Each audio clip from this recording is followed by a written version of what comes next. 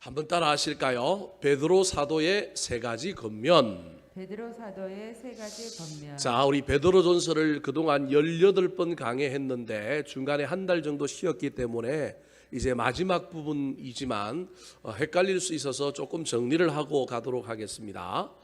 베드로전서라고 하는 성경은 예수님의 수제자였던 베드로라고 하는 사도가 이스라엘 백성들 중에 로마 황제의 핍박을 피하여 그 대도시 주변에서 살지 못하고 좀 동떨어진 세계, 즉 비두니아 또는 갑바도기아, 아시아, 터키의 북부 지역에 해당되는 북동부 지역에 해당되는 산속 깊은 곳에 핍박을 피하여 흩어져 살 수밖에 없었던 하나님의 백성들, 그 사람들을 뭐라고 부르냐면 흩어진 나그네라고 부르면서 그들에게 이 고난의 문제를 어떻게 해결할 것인가, 이 고난 속에서 어떻게 살 것인가에 대한 해답을 제시하고 있는 성경이라고 할 수 있습니다. 1장 1절에서 이 편지를 받는 수신자들을 흩어진 나그네라고 이야기하고 있습니다. 우리 화면을 보고 같이 한번 읽어볼까요? 1장 1절 말씀입니다. 자, 1장 1절 한번 보여주실까요? 시작. 예수 그리스도의 사도 베드로는 본도, 갈라디아, 갑바도기아, 아시아와 비두니아에 흩어진 나그네. 흩어진 나그네다. 흩어졌다라고 하는 말은 고난이고, 그럼에도 불구하고 이 땅에서 내가 이 땅에 매여 있는 삶을 사는 것이 아니라 잠시 왔다 가는 나그네의 신분을 잊어버리지 않고 이 땅의 삶에 너무 매여서 거기에 집착하느라고 하나님 나라를 잃어버리지 않는 사람, 그 사람들이 흩어진 나그네인 거예요. 근데 어디에 흩어졌느냐 하면 저기에 보니까 본도, 갈라디아, 갑바도기아, 아시아, 비두니아라고 흩어졌습니다. 저기 아시아는 우리가 아시아인데, 그죠? 이 당시에 불렀던 호칭의 지역을 이야기합니다. 지도를 한번 보여주실까요? 자, 저 지도에 보면 사도들의 서신, 수신 지역들 되어 있는데 저 제일 위에 그 제목 밑에 있는 그 파란색 바다가 흑해라고 하는 바다입니다. 소련과 그 주변에 있는 국가들, 위성 국가들이 있는 또 다른 바다죠. 저 흑해하고 지중해 위에 있는 바다가 에게해인데 이 에게해와 흑해를 사실은 터키의 이스탄불이라고 하는 도시가 작게 강이 흐르는 것처럼 흘러서 연결되어 있는 바다입니다. 저 흑해 연안에 있는 지역에 보면 비두니아라고 보이죠. 그 다음에 또 뭐도 보여요? 본도, 그 다음에 아시아, 그 다음에 또 뭐들 보여요? 갈라디아, 그 다음에 또 뭐도 보여요? 갑바도기아. 그러니까 지중해 연안에 있는 인구 밀도가 높고 도시가 발달된 저 지역이 아니라 저 터키의 북동부 지역에 해당되는 높은 산지, 심지어 아라라산이 저 근처에 있어요. 노아 방주가 머물렀던 그런 저 북동부 지역으로 숨어 흩어져서 고난을 피하여 도망가서 신앙의 순수함을 지켰던 그 사람들. 그래서 고난의 문제가 그들 앞에 당면해 있고 이 문제와 어떻게 싸워 이겨야 할까, 이런 어려움 속에 눈물을 흘리며 예수 믿는 그 신앙의 정절을 지키기 위하여 애썼던 사람들을 위로하고 어떻게 하면 고난을 이길 것인가, 그리고 그 고난을 이겨서 궁극적으로 너희들에게 평안이 있기를 원한다. 이게 사도 베드로가 보낸 베드로전서의 내용인 거예요. 그래서 수신자가 1절에 나오고 1장 2절에 보면 베드로 사도의 편지의 궁극적인 목적이 뭐냐 하면 고난을 통과한 평안이라고 하는 것을 1장 2절에 얘기하고 있습니다. 자, 1장 2절 말씀 베드로전서의 전체 주제라고 할 수 있습니다. 같이 한번 읽어볼까요? 시작. 곧 하나님 아버지의 미리 아심을 따라 성령이 거룩하게 하심으로 순종함과 예수 그리스도의 핏부림을 얻기 위하여 택하심을 받은 자들에게 편지하노니 은혜와 평강이 너희에게 더욱 많을지어다. 고난을 통과하여 은혜와 평강이 너희에게 더욱 많아지기를 원한다. 그런데 그냥 은혜와 평강이 오는 것이 아니라 이 고난과 싸우고 이 고난의 문제와 실험하는 가운데 성령이 너희를 어떻게 해줄 거냐면 거룩하게 할 거라는 거예요. 그 고난 속에 너희들이 뭘 배울 거냐면 순종도 배울 거라는 거예요. 뿐만 아니라 그 고난 속에서 고난은 당하는 거지 고난은 회피하는 게 아니라는 거예요. 그래서 뭐도 있다고요? 핍박. 핏부림도 있는 거예요. 고난의 대가를 치르는 것도 있다라는 거예요. 그걸 다 견디고 통과함으로 말미암아 너희들에게는 궁극적으로 은혜와 평강이 넘쳐 흐를 것이고 너희들은 하나님의 택하심을 받은 자이기 때문에 절대 하나님께로부터 끊어지지 않는다. 너희들에게 은혜가 평강이 있을 것이다. 그렇게 말하고 있습니다. 코로나19가 언제 끝날지 뭐 알 수가 없잖아요. 작년에는 올해 봄에 끝날 거라 그랬는데 이거 뭐 올 연말에도 끝날까요? 내년 봄에는 끝날까요? 뭐 하여튼 애매모호할 것 같아요. 점점 가면 백신 나와갖고 우리 또 마음에 소망을 가졌는데 또 백신 나오니까 또 뭐 알파라고 하는 변이가 또 나왔어요. 뭐 델타라고 하는 변이가 나왔어요. 여러분 알파, 델타 이 이름을 왜 이렇게 지었을까요? 이게 영어로 치면 ABC예요. 헬라어인데 여러분 제일 처음 나온 놈한테 뭐라고 붙인 거예요? 알파, 코로나19라고 하는 바이러스가 나오는데 이 놈이 변종을 일으킨 게 변종을 제일 먼저 일으킨 놈에게 코로나19 뭐라고 불렀다고요? 알파. 두 번째 변종을 일으킨 놈에게 뭐라고 불러요? 베타. 무슨 말인지 이해되십니까? 세 번째로는 감마. 여러분 몰라도 돼요. 그 다음에 네 번째 일으킨 놈이 제일 센 놈이에요 지금.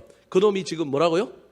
델타. 요 놈이 지금 제일 센 놈인 거예요. 그러면 델타 다음에 D잖아요. A, B, C, D. 그 다음에 E는 나왔을까요? 안 나왔을까요? 나왔다니까요. 별로 우리 인간에게 영향을 안 주고 작게 나오니까 그냥 넘어간 거예요. 안 알려준 거예요. E 다음에 뭐예요? F 나왔을까요? 안 나왔을까요? 나왔다니까요, 여러분. 왜 나왔는데 우리는 몰라요. 학자들만 이름을 다 붙여갖고 나왔단 말이에요. 근데 이 델타에 버금가는 놈이 한 놈이 나왔는데 그 놈이 어디서 나왔냐면 남미에서 나왔다가 이 놈이 막 센 놈처럼 보이다가 이제 좀 줄어들었어요. 그 남미에서 나온 놈을 뭐라고 불렀어요? 여러분 하나도 기억이 안 나요? 뭐라고 불렀어요? 감마? R에 해당되는 놈이에요. R. 뭐라고 불렀어요? 남미에서 나온 걸 제가 지금 갑자기 생각이 안 나갖고 람마라고 불렀나? 남마라고 불렀나? 뭐라고 불렀어요?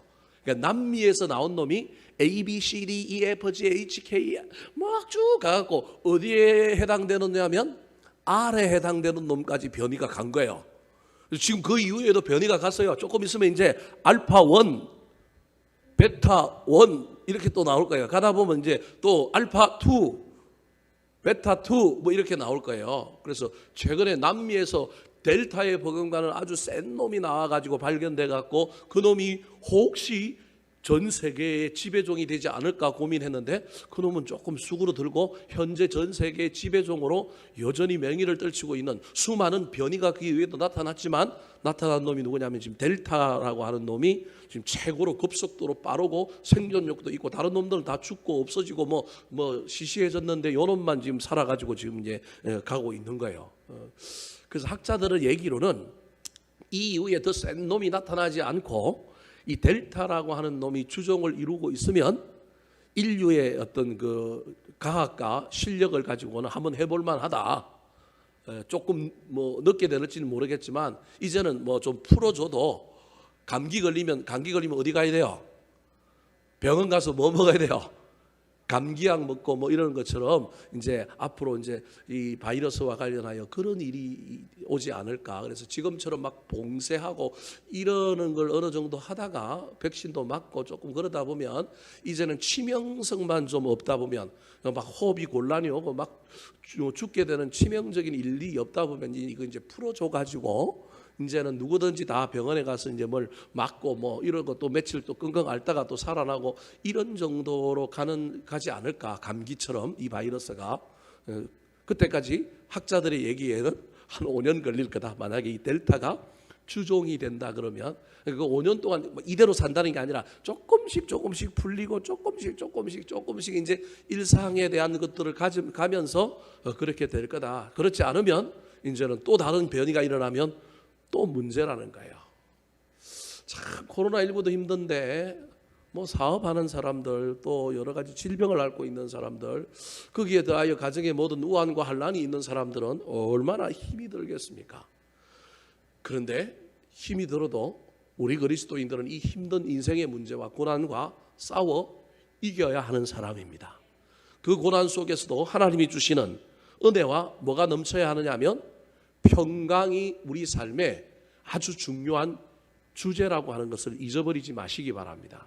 어디서 살든지 어떤 상황과 환경 속에 살든지 간에 잠시 잠깐 고민하고 잠시 잠깐 힘들어하지만 그 와중에 그럼에도 불구하고 저와 여러분의 삶 속에 어느 순간에는 행복이 있고 저와 여러분의 삶 속에 어느 순간에는 평강이 찾아오는 놀라운 역사들이 있었으면 좋겠습니다.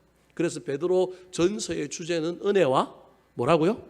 평강입니다. 그래서 오늘 본문 읽었던 마지막에 보면 베드로전서 5장 14절도 무엇으로 끝날까요? 자, 14절 같이 한번 읽어볼까요? 14절입니다. 시작. 너희는 사랑의 입맞춤으로 서로 무난하라. 그리스도 안에 있는 너희 모든 이에게 평강이 있을지어다. 뭐가 있을지어다? 평강이 있을지어다. 그래서 베드로전서의 수신자는 흩어진 나그네요. 베드로전서의 주된 문제는 고난을 어떻게 대할 것이냐의 문제지만 궁극적인 내용은 그 고난 속에 은혜와 뭘 누리는 거라고요? 평강을 누리는 거예요. 그런데 그냥 14절은 뭘로 끝났냐면 평강이 있을지어다 라고 끝났어요. 그러면 그 앞에는 무슨 이야기가 나올까요? 은혜 이야기가 나와요. 오늘 본문이 사실은 은혜의 이야기인 거예요. 평강은 고난이 없는 상태에서 찾아오는 게 아니고, 평강은 문제가 해결돼야 생기는 게 아니고, 그건 세상 사람들이 말하는 거고, 그건 초보의 신앙이고, 진짜 신앙은 문제가 해결되지 아니하여도 고난이 우리 가운데 여전히 있어도 우리는 평강을 누릴 수 있는 사람인데, 무엇으로 평강을 누리는 사람이라고요? 은혜로. 이게 베드로전서의 내용인 거예요. 은혜로 우리는 평강을 누리는 사람이다. 오늘 이 고난의 문제를 실험하고 있는 이 흩어진 나그네에게 베드로 사도가 베드로전서를 마지막으로 마감하면서 권면을 하고 있습니다. 사실은 5장 전체가 권면인데 이미 앞에 뭐 순종하라, 겸손하라 이런 건 이미 했기 때문에 오늘 7절부터 나오는 내용으로 세 가지 권면을 여러분에게 소개하므로 우리 인생 가운데 우리가 고난을 당하고 어려운 일을 당할 때 우리는 문제가 해결돼야만이 평안을 누리는 인생이 아니라 때로는 고난이 여전히 있다 할지라도 그 속에서 은혜 때문에 평강을 누리고 또 그 은혜가 그 평강이 문제를 해결해 주는 놀라운 역사가 일어나게 되기를 우리 구주 예수 그리스도의 이름으로 축원합니다. 자, 그렇다면 은혜와 평강을 기원하고 있는 이 베드로 사도가 고난의 문제 앞에 서 있는 이 흩어진 나그네에게 어떤 권면을 하고 있을까요? 5장 전체가 권면이고 그 권면을 총 따지면 한 7개가 되는데 이미 앞에 4개는 했기 때문에 오늘 3가지를 마지막으로 여러분에게 소개하려고 합니다. 첫 번째입니다. 따라 하시겠습니다. 염려를 맡기라. 염려를 맡기라. 동사로 치면 맡기랍니다. 베드로 사도가 저와 여러분에게, 아니 고난이 있든 없든 신앙생활하는 모든 사람들에게 이야기하고 있는 권면 7가지 중에 중요한 권면 중에 하나가, 예수 믿는 사람들은 뭐 할 줄 아는 사람들이냐면 나 혼자 짊어지고 가는 사람이 아니라 맡기는 사람이라는 거예요. 고난을 당하는 사람이 상대해야 되는 2가지 적이 있는데, 외부에는 문제가 있어요. 외부로부터는 고난이 와서 나를 힘들게 해요. 근데 이때 내부에는 무슨 문제가 생기느냐 하면 오늘 본문에 가면 염려, 근심, 걱정이 생기는 거예요. 내부의 마음이 단단하고 이 마음이 굳세어야만이 외부로부터 온 문제를, 고난을 이길 수 있는데, 이 마음이, 내부에 있는 마음의 문제가 잘 해결되지 않고 굳건하지 못하면 온 고난의 파도, 외부로부터 밀려온 문제와 싸워 못 이긴다라는 거예요. 그래서 하나님께서는 문제를 해결하기 전에, 상황을, 현실을 바꾸어 주기 전에 먼저 누구를 바꾸시느냐 하면 나를 바꾸시는 거예요. 궁극적으로 전쟁에서 이겨야 될 대상은, 예수 그리스도의 군사는 누구냐면 나거든요. 우리는 가만 앉아서 나는 아무것도 안 하고 하나님이 다 해주시기를 원하는데, 하나님은 그런 경우도 있지만 하나님은 네가 싸워 이기기를 원한다라는 거예요. 그러면 네가 싸워 이기려고 한다면 네 안에 힘이 있고 능력이 있어야 되는데, 힘과 능력이 위로부터 오지만 위로부터 온 힘과 능력이 어디에 탑재되느냐 하면, 어디에 있느냐 하면, 어디에 있다고요? 마음에 있다니까요. 마음. 그래서 마음을 잘 지키고 이 마음을 저와 여러분이 잘 관리해야 되는 거예요. 악한 마귀는 어디를 통하여 우리에게 들어오느냐 하면 마음을 통하여 들어오는 거예요. 마음은 마귀가 틈타는 통로입니다. 내 마음의 틈을 비집고 들어와서 마귀는 우리 마음 속에 뭘 뿌려놓느냐 하면 의심, 걱정, 염려 이런 걸 뿌려놓는 거예요. 그러면 마귀는 자기가 힘을 쓰거나 자기가 애를 쓰거나 자기가 무엇을 하지 아니하여도 영적인 전쟁에서 뭐 할 수 있느냐 하면 승리할 수 있는 거예요. 그래서 마귀는 가능하면 자기가 무력을 쓰거나 자기가 물리적인 힘을 동원하거나 뭐 하는 것보다는 뭐부터 하려고 하느냐 하면 마음을 뒤집어 놓는 일들을 먼저 하려고 하는 거예요. 그래서 저와 여러분이 어떤 문제 앞에 외부로부터 무엇인가 물려왔을 때 그게 고난이든 현실이든 그것은 어떤 경우에는 자연 발생적으로 일어난 것일 수도 있고 또 다른 하나는 사실은 그걸 누가 일으켰느냐 하면 마귀가 일으켰을 수도 있고 또 다르게 누가 일으켰을 수도 있느냐 하면 하나님이 일으켰을 수도 있고 하나님도 마귀도 아닌 것은 없지만 엄밀한 의미에서는 없지만 그냥 하나님도 안 일으키고 마귀도 안 일으키지만 자연 발생적이라고 표현하면 좀 이상하지만 그냥 우리 인생의 시간 가운데 그냥 누구나 겪을 수 있는 문제로 우리한테 고난이라고 하는 것이 올 수도 있는 거예요. 엄밀하게 하면 하나님 아니면 마귀 외에는 무슨 일을 일으킬 수는 없지만 그냥 여러분에게 쉽게 설명하기 위하여 마귀가 일으켰던 하나님이 일으켰던 우리 인생 가운데 문제는 또는 그게 우리 인생으로 살다 보면 누구나 다 겪을 수밖에 없는 것 어느 편에서 일으켰느냐의 문제가 아니라 그냥 자연스럽게 인간이라고 하면 겪을 수밖에 없는 문제. 근데 이 문제를 우리가 어떻게 대할 것이냐 그 다음에 내 마음의 문제가 어떤가가 중요하다라는 거예요. 마귀는 그래서 가능하면 문제를 일으켜서 우리를 공격하기도 하지만 마귀가 일으키지 않았어요. 하나님이 우리를 연단하기 위하여 일으켰을 수도 있고 마귀도 아니고 하나님도 아니고 자연 발생적으로 일어난 문제인데도 불구하고 마귀는 저 문제 가운데 우리를 넘어뜨리려고 우리 마음에 뭘 뿌려놓는다고요? 염려, 근심, 걱정을 뿌려놓는다니까요. 염려가 나쁜 것은 아닙니다. 염려는 순기능이 있고 역기능이 있습니다. 순기능은 염려는 우리를 긴장하게 만들어요. 무슨 대회에 나가거나 무슨 일을 하기 전에 얼마나 떨려요. 그 염려 때문에 사실은 떨리는 거잖아요. 그래서 그 떨림 때문에 다시금 마음을 가다듬고 다시금 온 매무새를 고치고 다시금 막 집중하고 그래서 염려가 꼭 나쁜 건 아니에요. 우리를 긴장하게 하고 우리를 조심하게 만들고 또는 어떤 응전과 대안을 모색하게 하는 순기능도 있어요. 그런데 이 순기능이 지나치면 역기능이 나오는데 그 역기능은 뭐냐 하면 아무것도 못하는 거예요. 내가 지금 심사위원들 앞에 가가지고 테스트를 받아야 되는데 못하면 어떡하지 염려가 생겼어요. 근데 그 염려 속에 그래도 콩닥거리는 내 마음을 붙들고 다시금 대사를 외우고 뭘 해야 될지 생각하고 다시금 온 몸수를 고치고 담대하게 나아가는 사람 여러분 염려했지만 이 염려의 순기능이 작동한 거예요. 그런데 만약에 여러분 이 염려가 순기능을 넘어서 역기능이 되면 땀을 뻘뻘 흘리고 손에 땀이 나고 나갈 수 없도록 만들어버려서 아무것도 못하게 하는 것이 염려의 역기능이에요. 이게 마귀가 제일 노리는 거예요.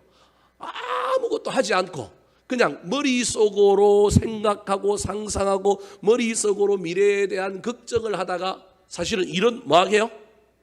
못하게 하는 거예요.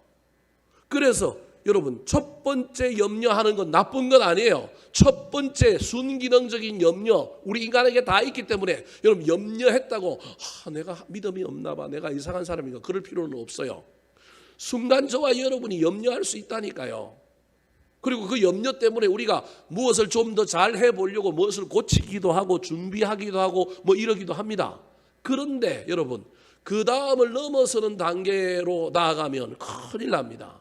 염려라고 하는 단어에 메림나오라고 하는 헬라어의 이 단어가 뭐냐면 염려가 메림나우라고 하는 단어인데 두 마음이라고 하는 뜻을 가지고 있어요.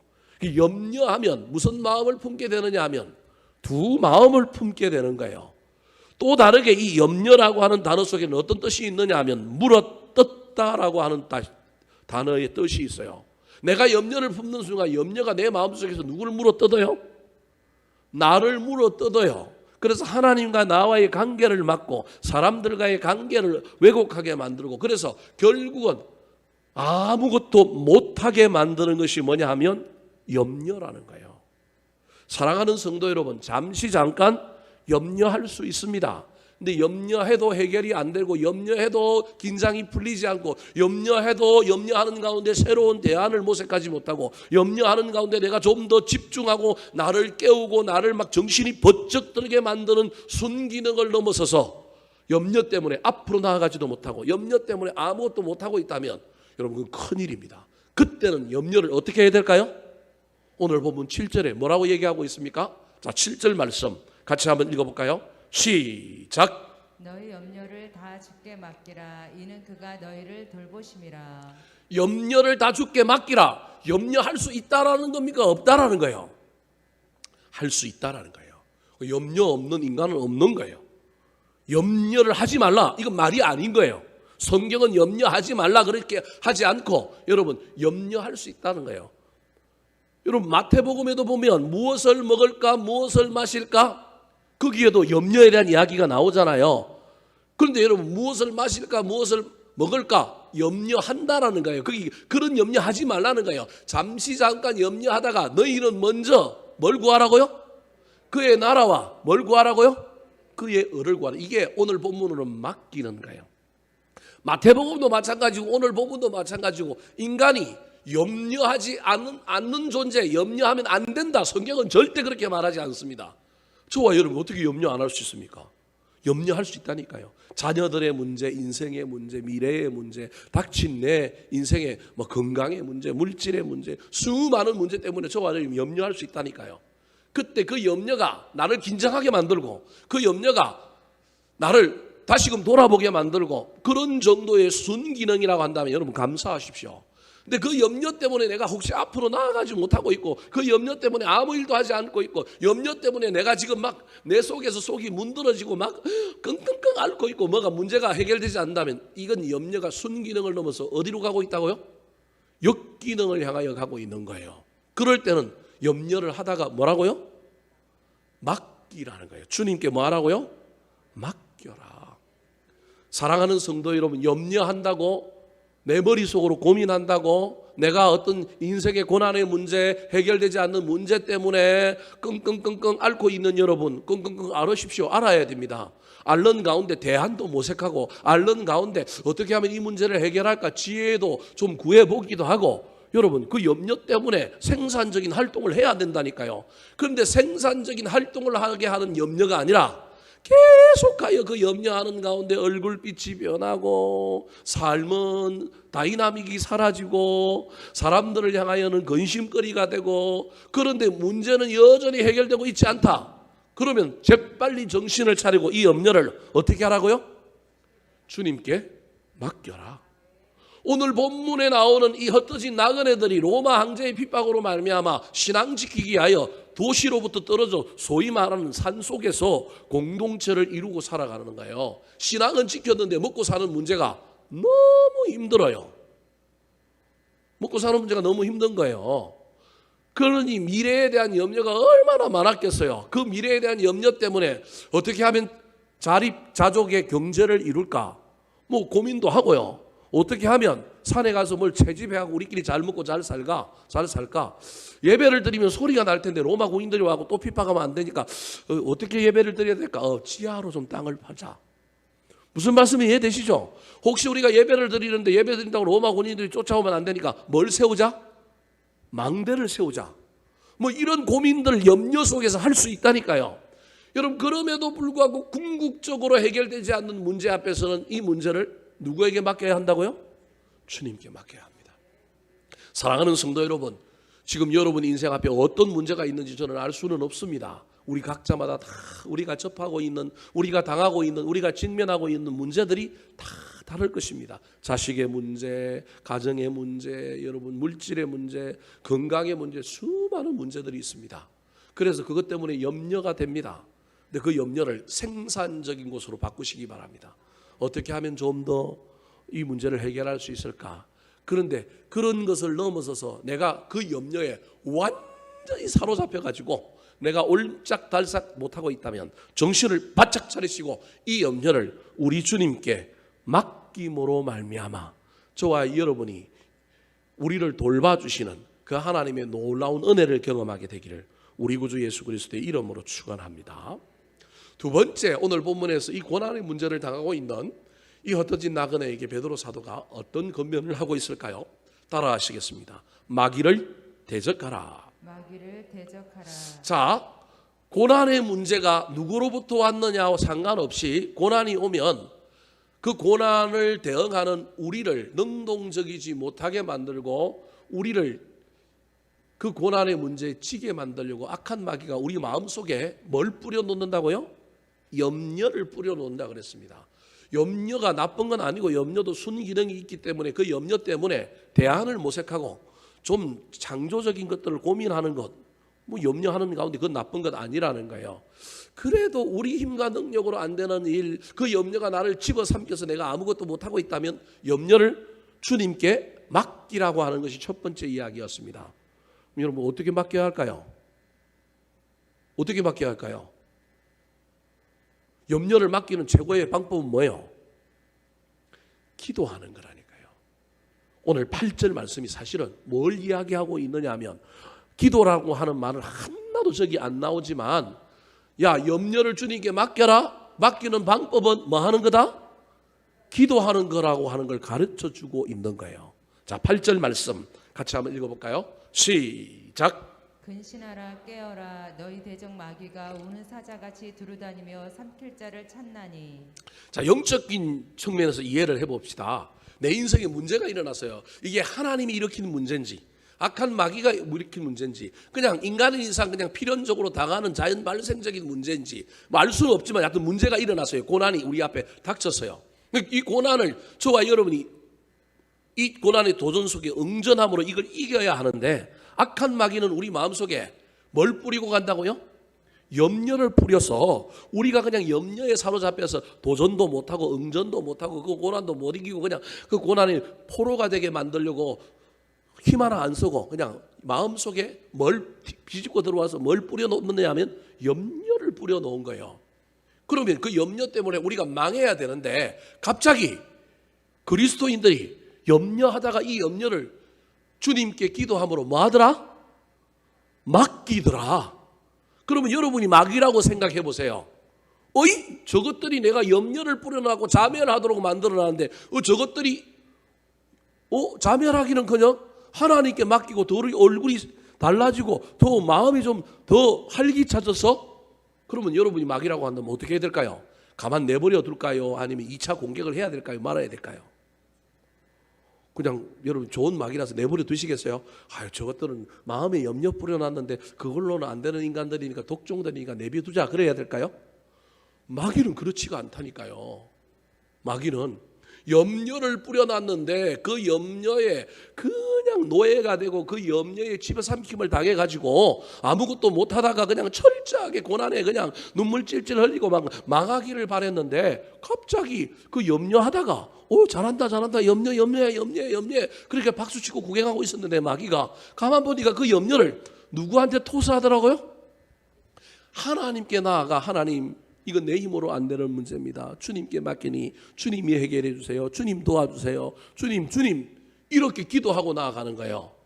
여러분 그때 마귀가 야 저놈 믿음 대단하네. 저 사람 진짜 믿는 사람이네. 아이고 더 이상 내가 뭐 건드려봤자 소용이 없겠다. 그리고 마귀가 도망을 갈까요? 아니면 요이시하고 누가 이기나 한번 해보자 그럴까요? 여러분 이게 여기가 영적인 전쟁이 여기에 있는 거예요. 우리는 그냥 자꾸 인간적인 관점으로만 이해하니까 이 안에 영적인 전쟁이 있다는 걸 모르는 거예요. 마귀는 절대 한 번 공격하고 많은 존재가 아니에요. 마귀는 한 번 하고 찌르고 또 찌르고 또 찌르고 좀 더 세게 나오는 거예요. 그래서 여러분 아까 8절 말씀 다시 한번 보여줄까요? 베드로 사도가 갑자기 염려에 대한 이야기를 하고 난 다음에 뭐라고 얘기하냐면 근신하라 뭐하라고요? 깨어라는 거예요. 이왕 염려를 맡기는 기도를 했으면 그 기도에 머물러 있지 말고 영적인 분별력, 영적인 지혜를 얻을 때까지 너희의 기도가 깊어져라. 너희의 기도가 계속되어라. 여러분 그 얘기를 근신하라 뭐하라고요?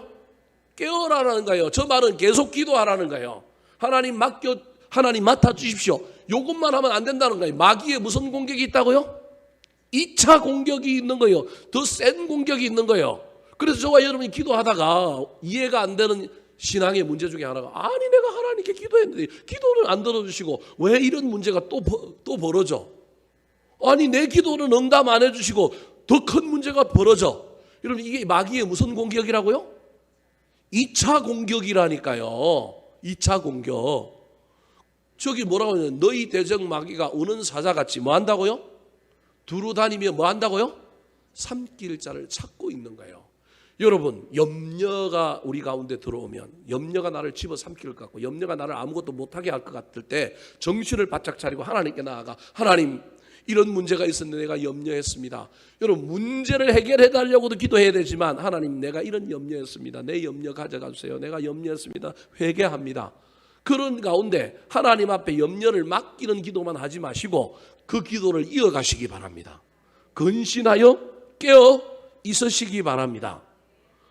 그러면 마귀가 저와 여러분을 2차적인 공격을 해오게 될 때 우리가 기도하고 있으면 이게 마귀의 공격인지 다른 것인지 아니면 이게 공격인지 아닌지도 모르고 그냥 원망과 불평 속에 하나님은 왜 내 기도를 들어주지 않느냐, 내가 예수를 믿는데 왜 이러느냐, 이런 이야기를 하는 것이 아니라 영적인 분별력 속에 뭐가 깨달아지느냐 하면 악한 마귀가 2차로 나를 뭐하고 있다? 공격하고 있다. 기도의 끈을 붙들고 염려를 주님께 맡기고 기도하고 나아가는 사람은 그 다음 공격이 안 넘어지는 거예요.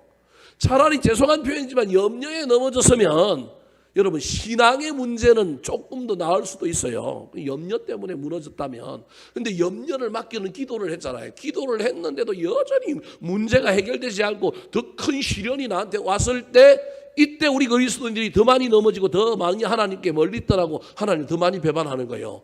영적인 걸 모르기 때문에 그러는 거예요. 이때 저와 여러분이 정신을 차리고 깨어 있어서 영적인 분별력을 동원하여 이건 마귀의 무슨 공격이다? 2차 공격이다. 2차 공격은 1차 공격은 마음의 염려를 뿌려놓은 건 하나님 이거 하나님께로부터 온 거 아니고 마귀가 준 것 같으니까 하나님 가져가십시오. 맡기면 되지만 2차는 마귀가 공격할 때 저와 여러분이 기도함으로 깨어 있어서 영적 분별력이 있다고 한다면 이때는 저와 여러분이 마귀를 어떻게 해야 된다고요? 9절 말씀 같이 한번 읽어볼까요? 9절입니다. 시작. 너희는 믿음을 굳건하게 하여 그를 대적하라. 이는 세상에 있는 너희 형제들도 동일한 고난을 당하는 줄을 알미라. 믿음을 굳건하게 하여 그를 뭐 하라고요? 대적하라는 거예요. 염려를 맡기는 기도를 했는데도 불구하고 마귀가 우리를 내버려 두지 않을 거예요. 먹잇감인 줄 알고 물었는데 이 먹잇감이 빠져나가려고 하니 사냥하는 사자 입장에서는 더 세게 물까요? 아니면 아이고 그놈 용감하네 내버려 둘까요? 마귀는 절대 내버려 두지 않는다니까요. 더 세게 물려고 할 거라는 거예요. 지가 고양이한테 쫓겨서 막다른 골목에 들어가면 지도 뭘 해야 돼요? 이빨을 한번 드러내야 되잖아요. 여러분 우리는 마귀 앞에 지가 아니라니까요. 하나님의 능력을 입고 있는 위대한 하나님의 백성들이라니까요. 기도하고 깨어 있으면 여러분 영적인 분별력이 생겨요. 통찰력이 생겨서 야 이건 현실의 문제고 물질의 문제고 건강의 문제고 관계의 문제지만 이 문제 뒤에 마귀가 나를 지금 우는 사자처럼 쫓아다니다가 나를 지금 삼키려고 왔구나. 그래서 믿음을 굳건하게 하여 그를 뭐 해야 된다고요? 대적할 수 있어야 된다니까요. 악한 마귀가 물러가라. 기도를 멈추게 하고 하나님을 신뢰하지 못하게 하는 악한 마귀야 물러가라. 그때 대적하려면 그냥 대적이 되는 게 아니라 뭐 해야 대적할 수 있다고요? 믿음을 뭐하게 하여? 굳건하게 하여. 그러니까 여러분 앞에 보십시오. 염려만 맡기고 기도를 안 했어요. 염려만 맡기고 이제 응답할 줄 알고 그냥 가만히 있었어요. 그럼 이 사람은 영적인 분별력이 없어서 마귀가 공격하는 줄도 모를 뿐만 아니라 이 사람에게는 믿음이 생기기보다는 왜 내가 하나님께 기도했는데 응답이 이루어지지 않고 이런 일이 생겨, 하나님은 살아계셔 왜 나한테 이런 일이 생겨, 믿음이 굳건해지는 게 아니라 믿음이 뭐예요? 흔들흔들 하는 거예요. 믿음이 흔들흔들 하는데 믿음으로 하나님을 믿는 힘과 능력으로 마귀를 대적해야 되는데 믿음이 흔들흔들 하는데 마귀랑 대적할 수 있어요? 도망가야지. 아마 도망갈 거예요. 그래서 마귀를 대적하려면 기도하는 가운데 저와 여러분의 믿음이 굳세워져야만이 되는 거예요. 단순히 염려의 문제가 아니라 사실은 염려의 이야기를 통하여 무엇에 대한 이야기를 하고 있느냐 하면 믿음에 대한 이야기를 하고 있는 거예요. 조금 이따 이 믿음에 대한 이야기는 어디로 갈 거냐면 은혜로 갈 거라는 거예요. 오늘 이야기 그래서 은혜에 대한 이야기예요. 사실은 염려에 대한 이야기를 하다가 베드로 사도가 갑자기 어디로 가느냐 하면 믿음에 대한 이야기로 가는 거예요. 야, 염려 때문에 도리어 네가 기도함으로 말미암아 너의 흔들리는 믿음, 불확실한 믿음을 굳건하게 해. 그러면 악한 마귀가 2차 공격할 때 너 깨달아질 거야, 보일 거야. 그때는 굳게 세워진 네 믿음으로, 어제하고 다른 네 믿음으로 마귀랑 한판 떠. 마귀랑 뭐 하라고요? 대적해서 싸우라는 거예요. 그러면서 여러분 저 9절에 없어도 될 말, 그냥 너희는 믿음을 굳게 하여 그를 뭐 하라? 대적하라라고 끝나면 되는데 그 뒤에 이런 말을 적어놨어요. 이는 왜 대적해야 되느냐 그 말이에요. 네가 마귀를 대적해야 될 이유는 세상에 있는 너희 형제들도 동일한 고난을 당하는 줄을 알미라. 말이 이해가 안 돼요. 저 앞에 말하고 저하고 어떻게 연결해서 해석해야 될까요?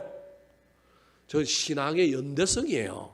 무슨 말이냐 하면 지금 사도 베드로가 영적인 차원에서 영적인 전쟁을 이야기하면서 나 개인은 모르겠지만 내가 믿음을 굳건히 하여 내가 악한 마귀의 2차 공격을 영적인 분별력과 통찰력 속에 깨닫고 내가 이 고난에 흔들리지 않고 마귀를 대적함으로 말미암아, 여러분 개인전이 아니라 이 싸움은 개인전이 아니라 무슨 전이라고요?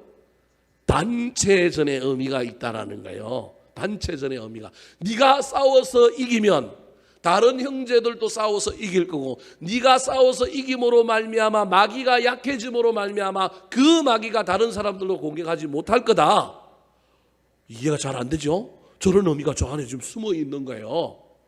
이게 영적인 전쟁이라는 거예요. 네가 지면 마귀는 더 득세하여 또 다른 사람을 뭐 할 거다?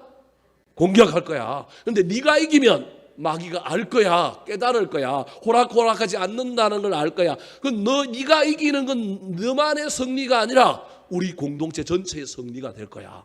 너의 실패는, 네가 지는 건 너만의 실패가 아니라 공동체 전체에 악영향을 끼칠 거야. 그러므로 너는 기도하는 가운데 믿음을 굳건하게 하여 영적인 분별력과 통찰력을 가지고 네 인생 앞에 벌어진 문제들, 이 문제들에게 단순하게 그냥 물질의 문제, 고난의 문제, 질병의 문제만이 아니라 이 안에 영적인 문제가 있는 것을 기억하여 믿음을 굳건하게 하여 악한 마귀와 대적하라는 거예요. 여러분 대적하여 싸워 이겨라 그렇게 말하지 않고 뭐 하라고 얘기하고 있어요? 대적하라는 거예요. 전선을 유지하라는 거예요. 전선을 유지하라는 거예요. 이기게 해주시는 분은 하나님이고요. 하나님이 이기실 거예요. 예수님이 이기실 거예요. 근데 적어도 뭐는 벌어져야 돼요?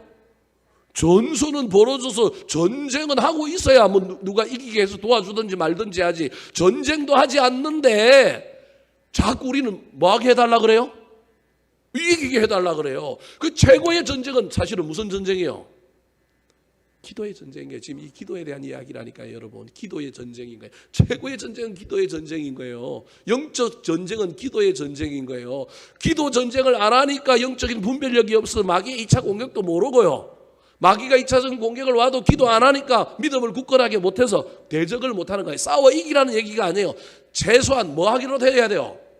버텨야 되잖아요. 6.25 전쟁 때 낙동강 전투에서 그래도 유엔군이 밀려오기 전까지 국군이 낙동강 철교를 다 부수고 여러분 부산을 이시하여 대구 지역 인근에서 그래도 뭐 한 거예요?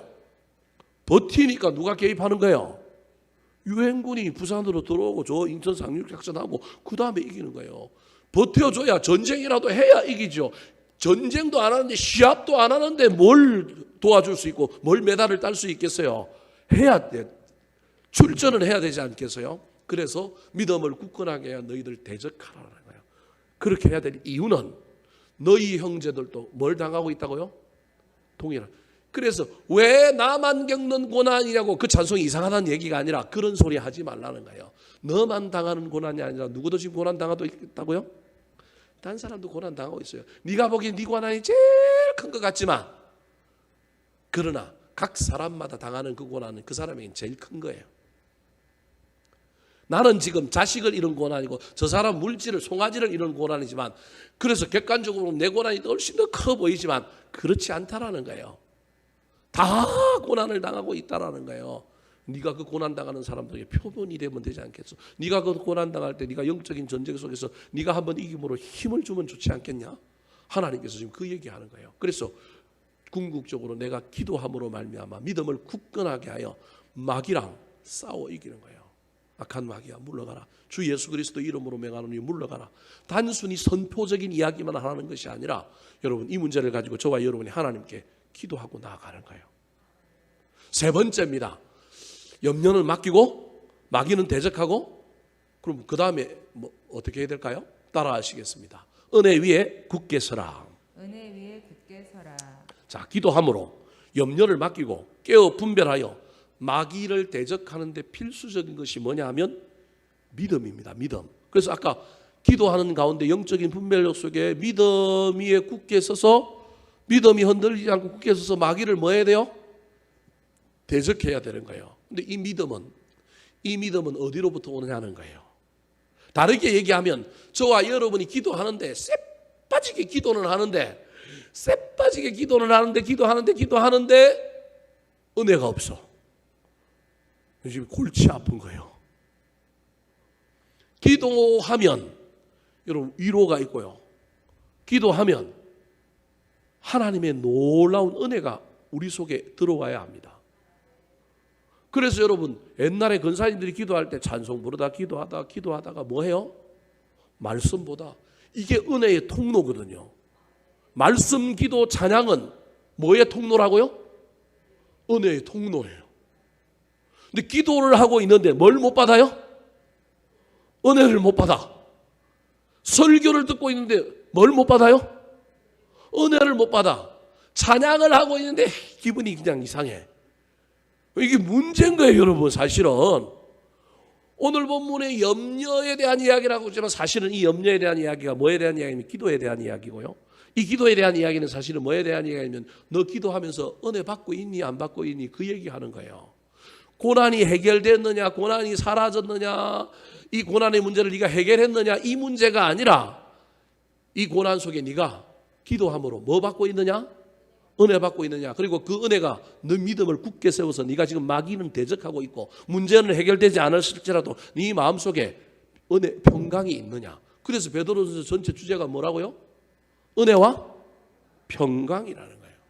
자, 9절 10절 말씀 같이 한번 읽어볼까요? 9절 10절 시작. 너희는 믿음을 굳건하게 하여 그를 대적하라. 이는 세상에 있는 너희 형제들도 동일한 고난을 당하는 줄을 알미라. 모든 은혜의 하나님 곧 그리스도 안에서 너희를 부르사 자기의 영원한 영광에 들어가게 하시니가 잠깐 고난을 당한 너희를 친히 온전하게 하시며 굳건하게 하시며 강하게 하시며 털을 견고하게 하시리라. 그럼 저기 보십시오. 9절에 너희는 믿음을 굳건하게 하여 그를 뭐하라고요? 대적하라 그랬습니다. 그러니까 대적하기 위해서는, 마귀를 대적하기 위해서는 우리의 믿음이 있어야 되는데 믿음은 어디로부터 오느냐 하면 10절에 은혜의 하나님, 그 하나님을 만남으로 은혜가 믿음을 세워주는 거예요. 믿음은 추상적인 거라니까요. 그 믿음은 은혜로부터 오는 거예요. 그래서 모든 은혜의 하나님 곧 그리스도 안에서 너희를 부르사 자기의 영광에 들어가게 하신 이가, 다르게 이야기하면 은혜의 예수 그리스도가, 은혜의 하나님이 그런 말이에요. 그 은혜의 하나님이 여러분 보십시오. 어떻게 하느냐 하면 온전하게 하고 뭐하게 해요? 굳건하게 하고 뭐하게 해요? 강하게 하고 뭐하게 해요?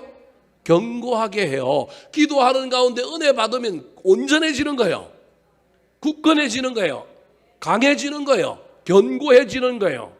기도하는 가운데 은혜의 하나님을 만나면, 은혜의 예수 그리스도를 만나면 저와 여러분이 온전해지고 굳건해지고 강하고 견고해져서 악한 마귀를 분별할 뿐만 아니라 그 마귀가 뭐 하느냐 하면 대적하게 되는 거예요.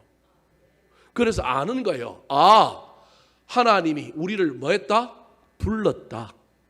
그러니까 부르심에 대한 흔들림이 안 생기는 거, 은혜 때문에. 옛날에는 하나님이 나를 사랑하시는가, 난 하나님 백성인가, 합력하여 선을 이룰 건가, 막 고난 때문에 막 마음이 왔다 갔다 하고 이 문제가 해결될 거냐 확신도 없었단 말이에요. 근데 이제 부르심이라고 하는 전체적인 확신이 있을 뿐만 아니라 또 다른 시야가 하나 열리는데 그게 뭐냐 하면 이 고난은 어떤 고난이다?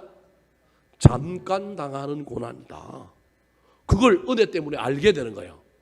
그래서 기도하는 가운데 은혜가 임하면 부르심의 확신 가운데 서고 지금 내가 당하는 고난은 잠깐 지나갈 것임을 깨닫게 됨으로 말미암아 나는 온전해지고 굳건해지고 강하게 되어 견고하게 됨으로 말미암아 우리 주님처럼, 우리 주님이 십자가 질 때 그랬단 말이에요. 우리 주님처럼 자기의 영원한 영광에 들어간 우리 주님처럼 우리도 나중에 승리하여 어디에 들어갈 거다? 영광에 들어갈 거다. 그래서 저 10절이 지금 베드로전서 5장에서 얼마나 중요한 구절인지 모릅니다. 다르게 얘기하면 고난당하는 흩어진 나그네들이여 너희들이 고난의 문제와 실험하느라고 너희들에게 뭐가 없느냐면 은혜가 없는 거예요. 은혜가 없다. 그러면 은혜는 어디로부터 와야 되느냐? 이야기했잖아요. 뭐함으로 와야 된다고요? 기도함으로 와야 되는 거예요. 기도함으로. 깨어 뭐함으로? 근신함으로. 그래서 염려라고 하는 단순한 인생의 문제지만 그 염려의 문제 속에서 너희들이 영적으로 알아야 될 건 염려의 문제 속에서 내 기도를 점검할 수 있어야 되고 염려의 문제 때문에 누구에게 나아가야 되느냐 하면 하나님께 나아가야 한다라는 겁니다. 이것을 야고보 사도는 이렇게 얘기합니다. 자, 야고보 사도가 야고보서에서 어떻게 얘기했는지 한번 볼까요? 자, 4장 6절입니다. 앞에 6절 7절. 예, 6절 7절 시작. 그러나 더욱 큰 은혜를 주시나니 그러므로 일렀으되 하나님이 교만한 자를 물리치시고 겸손한 자에게 은혜를 주신다 하였느니라.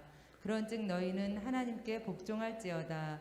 마귀를 대적하라. 그리하면 너희를 피하리라. 자, 저기 보십시오. 더욱 큰 은혜를 준다. 제가 지금 이야기했습니다. 염려의 문제에서 어디로 갔느냐 하면 기도의 문제로 갔는데 그 기도 속에서 저와 여러분이 믿음을 굳건하게 악한 마귀를 대적해야 되는데 믿음은 어디로부터 온다고요? 은혜로부터 오는 거예요. 지금 나한테 지금 은혜가 있느냐 없느냐. 그러면 은혜는 어떤 통로로 오는 거예요? 은혜는 어디로부터 오는 거예요? 어떤 자에게 하나님이 은혜를 주시는 거예요? 은혜 안 받고 싶은 사람이 여기 어디 있어요? 나도 기도하면 은혜 받고 싶은데 기도했는데 은혜가 오기는커녕 막 기도했는데 힘만 들고 기도했는데 막 의심만 들고 기도했는데 막 회의만 들고 그러면 골치 아프잖아요. 근데 기도하면서 저와 여러분 은혜를 받을 수 있는 준비를 해야 되는데 그 법칙을 저기 설명하는 거야. 야고보 사도가 야 기도하면 겸손해져야 돼. 겸손하면 뭐가 임한다고요? 은혜가 임해. 그러면 너 믿음도 흔들리지 않고 넌 마귀랑 싸워서 뭐 할 거고 이길 거야. 너 고난의 문제도 해결할 거야. 또 다르게는 7절에는 하나님께 뭐 하라고요? 저건 순종이에요. 다른 말로 하면 너 기도하다가 하나님의 뜻을 깨닫고 하나님의 음성이 들려오고 하나님의 마음이 무엇인지를 깨달으면 거기에 뭐해? 순종해. 그게 은혜가 들어오는 통로야. 겸손과 순종을 야고보 사도가 은혜가 오는 통로라고 얘기하는 거예요. 8절 또 한번 읽어볼까요? 8절. 자, 야고보서 4장 8절입니다. 시작. 하나님을 가까이 하라. 그리하면 너희를 가까이 하시리라. 죄인들아 손을 깨끗이 하라. 두 마음을 품은 자들아 마음을 성결하게 하라. 세 번째로는 뭐 하라고요? 지금 은혜의 통로를 야고보 사도에게 알려주는 거예요. 하나님을 뭐 하라고요?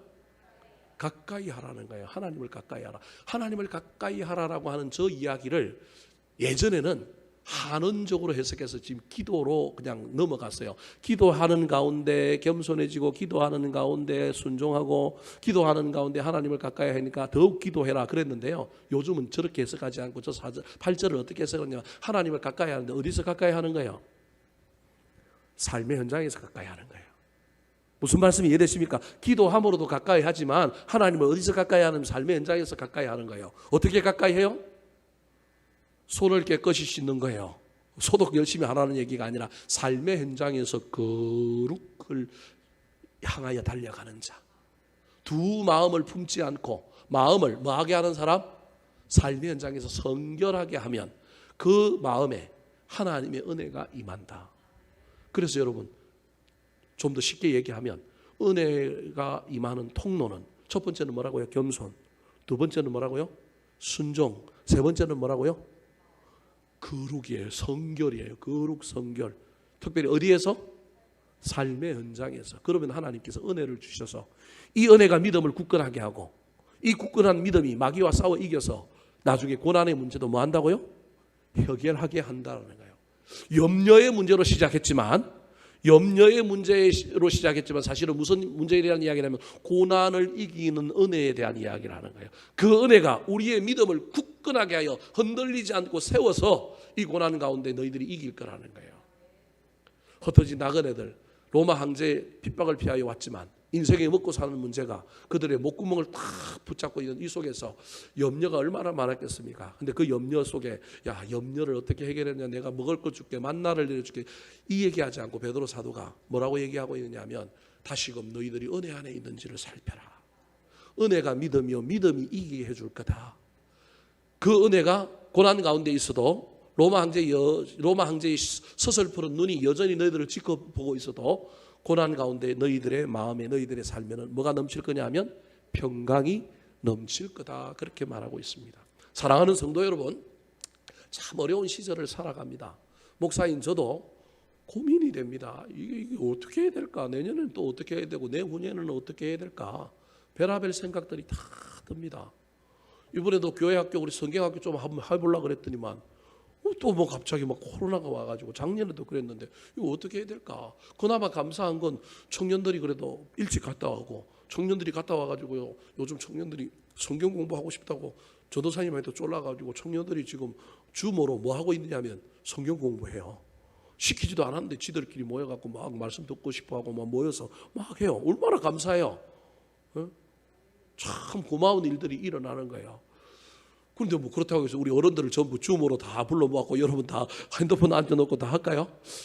지난 주일날 하나 또 감사한 건 우리 여기 인원이 많아고 못 들어오니까 일부 권사님하고 일부 집사님은 지하에 내려가서 뭐 쳐다보고 예배 드려요? 몰라요? 핸드폰 가지고 지하에서 예배 드리더라고요. 제가 모르는 것 같아요. 다 알아요. 예배 드리더라고요. 왜냐하면 숫자가 찼는데 교회는 왔는데 들어올 수 없으니까 자기들 핸드폰 가지고 지하에서 또 예배를 드리는 모습들을 보면서 또 이렇게 또 우리가 또 적응해 나가는구나 그러면서 소망을 가지기도 합니다. 그럼에도 불구하고 얼마나 미래에 대한 염려가 지금 많은지 모르는데 이거 어떻게 될까? 교회는 어떤 모양으로 될까? 이 문화가 2, 3년 지속되고 나면 교인들, 사람들의 머릿속에 주일이라고 하는 개념은 어떻게 바뀔까? 공동체라고 하는 의미는 어떤 의미로 바뀔까? 앞으로 교회 나오라 그러면 이거 어떻게 될까? 어떻게 될까? 막 별의별 뭐 고민들이 많아요. 그럼 이걸 시대의 분위기 속에서 그럼 나도 그냥 따라가면서 그냥 가만 내버려둬야 되냐? 아니면 어떻게 해야 될까? 옳은 걸 옳다고 가르쳐야 되는데 어떻게 하면 사람들에게 그래도 잘 이해되고 거부감 없이 또 여전히 우리가 복음의 이 본질을 붙들고 갈 수 있도록 가르칠까? 뭐 별의별 걱정과 염려가 다 있죠. 근데 핵심은 뭐라고요? 은혜가 우리를 해결해 줄 거는 거예요. 은혜 속에 강하게 자라고요. 은혜 가운데 저와 여러분이 해결할 거라는 거예요. 그래서 은혜에 하나님께 부탁해야 합니다. 은혜에 예수님께 부탁할 수밖에 없습니다. 사랑하는 성도 여러분, 여러분 인생에 어떤 현재의 어려움들이 있습니까? 그 어려움 속에서 당장 현실적으로 실질적으로 그 문제를 해결하고 그것에서 빠져나오고 그 문제를 좀 바꾸는 일 참 중요합니다. 근데 더 근본적인 문제, 내가 지금 하나님과의 관계는 어떤가? 내 믿음은 지금 어떤가? 나는 지금 은혜 속에 있는가 없는가? 잘 살피셔서 그것도 해결하고 또 그로 말미암아 하나님께서 문제도 해결해 주시는 놀라운 일들을 경험하는 저와 여러분 되기를 우리 구주 예수 그리스도의 이름으로 축원합니다.